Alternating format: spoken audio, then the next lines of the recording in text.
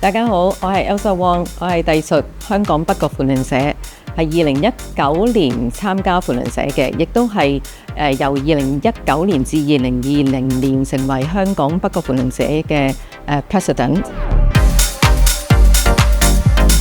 我嘅 CP Eric Chin 去推薦我入扶輪社啦。咁初頭好好奇點解佢可以嘥咁多時間喺個社務工作啦，直至到而家俾佢感染到入社。好似一個國際企業公司咁，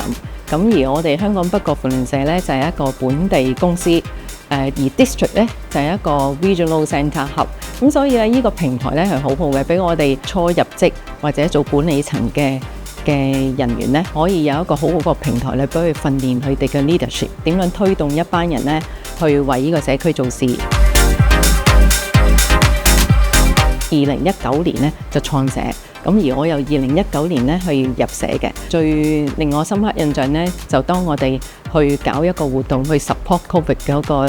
社區嘅服務，咁我哋要籌錢嘅，當我哋出咗 memo 之後呢，就1個鐘頭呢已經籌到我哋要籌嘅數量，亦都揾到一班呢需要嘅人手呢去幫助嗰件事嘅，所以呢，喺呢件事件就睇到扶輪社嘅一個力量呢係好強。